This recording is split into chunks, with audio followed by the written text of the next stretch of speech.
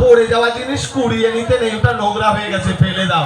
চলো ময়না, একবার ময়না থানা থেকে একটা ভালো থেকে ঝিকিমিকি মা কিনে দেবো। একটু হাতের তালি হোক অভিদার জন্য। রাগ করবেন না অভিদা, এটা এখনকার দিনের বাচ্চাদের ট্র্যাডিশন, কিচ্ছু করার নেই।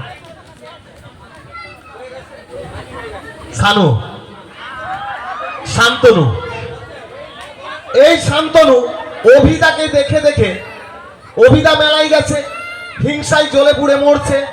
এরপর গেছে শানুদা দেবরা মেলাতে, ঝিকিমিকি টুম্পা বৌদিমণি আর বাচ্চাটিকে নিয়ে।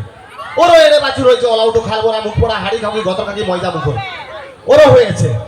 এবার বাচ্চা ছেলে বোঝে না, হঠাৎ করে মেলাতে তার মাকে শুধুই গুতোচ্ছে, মা মা মা আমার না হুসু পেয়েছে, আমি হুসু করবো। বলছে করো। এরপর গেছে জিলিপির দোকানে, আবার ছেলে বলছে মা আমার না আলা জ্বালা হুসু পেয়েছে, আমি হুসু করবো। বলছে করো। এবারে বিরিয়ানির দোকানে, মা আমি হুসু করবো। বলছে মারবো ট্যাক করে একটা থাপ্পড়। এরপর যদি হুসু পাই বলবি মা আমি গান করব, উল্টো পাল্টা কথা বলবি না, আমরা ভদ্র সমাজের মানুষ। ছেলে সারাদিন মেলায় ঘুরে রাত্রে বেলায় গেছে।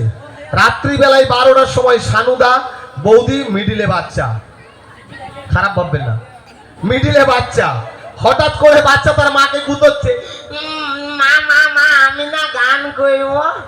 সঙ্গে সঙ্গে বাবা উঠে গেছে। শানুদা, হে ছেলে তুই কি গান করবি কিনা তো রাত্রে, ঘুমো চুপ দিয়ে, রাত্রেবেলায় গান করবে। ভোরবেলায় 3টের সময় কলা গাছ হয়ে গেছে, পেট পেট ওটা না, পেট কলা গাছ হয়ে গেছে। হঠাৎ করে তার বাবাকে মাকে গুতোচ্ছে, মা মা আমি এরপর জ্বলে জ্বলে গান করে দেবো, কিন্তু আমার খুব জ্বলে গান পেয়েছে।